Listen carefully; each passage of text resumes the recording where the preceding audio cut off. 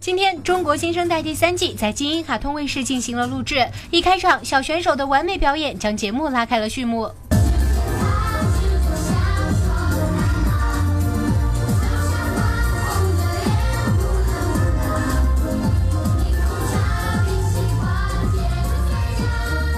随后，本期录制嘉宾前 XO 成员黄子韬一出场是节目的重头戏，一段武术惹得全场欢呼声不断。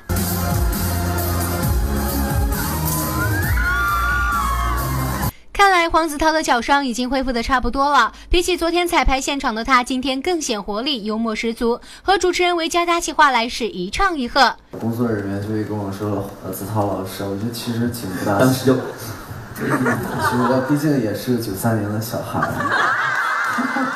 虽说黄子韬是90后，但是经过几年的演艺圈摸爬滚打，现在的他已经变得十分成熟，对于音乐的理解也更加深刻了。那种声音的特质，刻意那种颗粒，很自然的就出来，这种声音很棒。谢谢。当节目录制到前半段时，一位来自北方的12岁选手，他的父母来到了现场，为儿子送来了一份从出生到今记录成长的视频，感动了在座的黄子韬，让他想到了在韩国学习的日子。来思念故乡、思念父母的这种心情去演绎这首歌。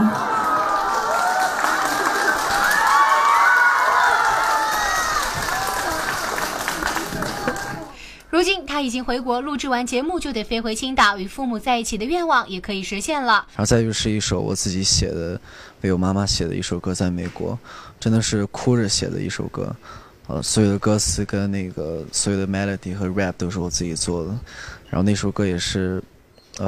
对我妈妈的一份爱，然后表达的一些东西。这次的专辑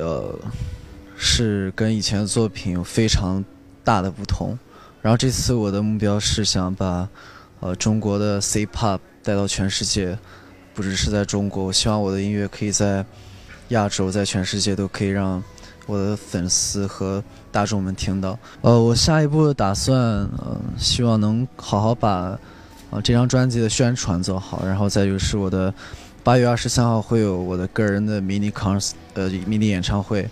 所以我希望大家可以多多期待一下。先锋记者长沙采访报道。